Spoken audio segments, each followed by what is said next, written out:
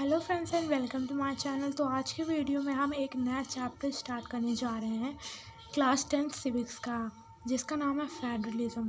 तो आइए स्टार्ट करते हैं।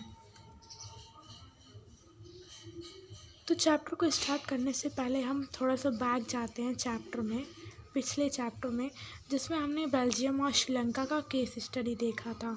उसमें हमने देखा था कि किस तरह से जो बेल्जियम में गवर्नमेंट थी उसने उसमें जो सेंट्रल गवर्नमेंट थी उसने अपनी कुछ पावर्स और रीजनल गवर्नमेंट को भी दे दी थी, लेकिन उसमें डर ये था कि रीजनल गवर्नमेंट से कभी भी वो पावर छीन सकती थी। लेकिन जब वहाँ पे 4 बार चेंजेस हुए उनके कॉन्स्टिट्यूशन में, तो क्या हुआ कि उनके जो रीजनल गवर्नमेंट थी उसको कॉन्स्टिट्यूशन से पावर मिल गई, जिससे क्या हुआ कि वो जो सेंट्रल गवर्नमेंट पे डिपेंड थी अब वो उन पे डिपेंड नहीं थी। अब वो मतलब उन पे निर्धारित नहीं थी, क्योंकि अब उन्हें कॉन्स्टिट्यूशन से पावर मिल चुकी थी।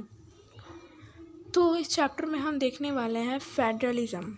तो फेडरलिज्म एक ऐसा सिस्टम होता है गवर्नमेंट का जिसमें पावर को शेयर किया जाता है सेंट्रल गवर्नमेंट और उसके अंडर में जितने भी कंस्टिट्यूएंट यूनिट्स आते हैं उसके बीच में।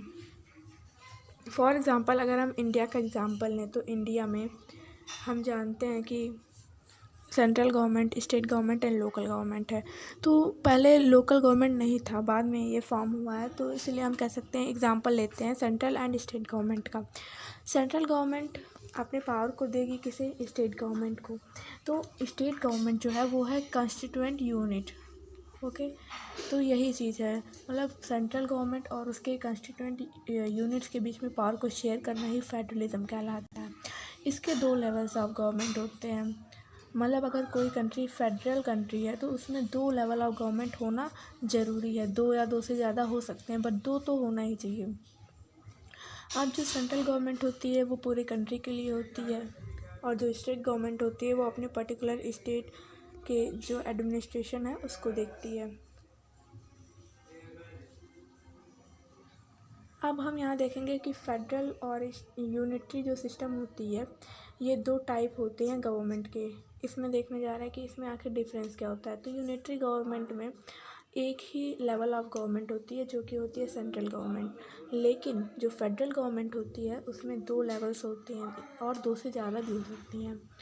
तो यही होता है बेसिक उसमें डिफरेंस। एंड अगर हम बात करें फीचर्स की फेडरलिज्म के, तो इसमें 2 या 2 से ज़्यादा लेवल्स होती हैं। एंड सेकेंडली यह है कि जो डिफरेंट लेवल्स होती हैं गवर्नमेंट की वो सेम सिटीज़न को गवर्न करती हैं। मतलब कि फॉर एग्ज़ाम्पल अगर हम रह रहे हैं यूपी स्टेट में, तो जो स्टेट गवर्नमेंट होगी वो यूपी में रहने वाले लोगों को गवर्न करेगी, और जो सेंट्रल गवर्नमेंट होगी वो भी उनको गवर्न करेगी। मतलब वो तो पूरे कंट्री को करेगी, लेकिन पूरे कंट्री में हम भी आ जाएंगे। तो वही चीज़ है, सेम सिटीज़न को करते हैं, लेकिन इनका जो दायरा होता है, मतलब ज्यूरिसडिक्शन होता है, वो अलग अलग होता है और अलग अलग मैटर्स पे होता है। अब थर्ड हमारा आता है जो दायरा होता है कि हम कहाँ पे गवर्न कर सकते हैं, कहाँ नहीं। वो सब कुछ कॉन्स्टिट्यूशन में पहले से ही डिस्क्राइब होता है, और कुछ ऐसे फंडामेंटल प्रोविजंस होते हैं कॉन्स्टिट्यूशन के जिनको कोई भी लेवल ऑफ गवर्नमेंट अकेले चेंज नहीं कर सकती। फिफ्थ ये होता है कि अगर इन 2 गवर्नमेंट के बीच में कोई कन्फ्लिक्ट हो जाती है तो सुप्रीम कोर्ट जो है वो उन कन्फ्लिक्ट को सॉल्व करने की पावर रखता है। 6 ये है कि जो सोर्स है रेवेन्यू की, मतलब कि कहाँ से टैक्स को कलेक्ट किया जाएगा, तो वो हर एक लेवल ऑफ गवर्नमेंट के लिए पहले से ही डिसाइडेड है कि कौन कहाँ से टैक्स को कलेक्ट करेगा, जिससे कि कन्फ्लिक्ट ना हो। अब फेडरल सिस्टम का डुअल ऑब्जेक्टिव ये है, पहला तो ये है कि सेफगार्ड करना और प्रमोट करना कंट्री की यूनिटी और रीजनल डाइवर्सिटी को एकोमोडेट करना, सेकंड ये हो जाएगा। मतलब हम जानते हैं कि हमारे कंट्री में बहुत सारे डिफरेंट रिलीजन के लोग रहते हैं, अलग अलग रीजन में रहते हैं, तो उसको एकोमोडेट मतलब कहते हैं कलेक्ट करना, एक तरह से कह सकते हैं कि बांध के रखना। तो वही चीज़ है, इसका डुअल ऑब्जेक्टिव हो गया। एंड एक आइडियल फेडरल सिस्टम के 2 एस्पेक्ट्स होते हैं। पहला तो म्यूचुअल ट्रस्ट होना चाहिए, एंड दूसरा एक अच्छा एग्रीमेंट होना चाहिए कि वो साथ में रह सकें।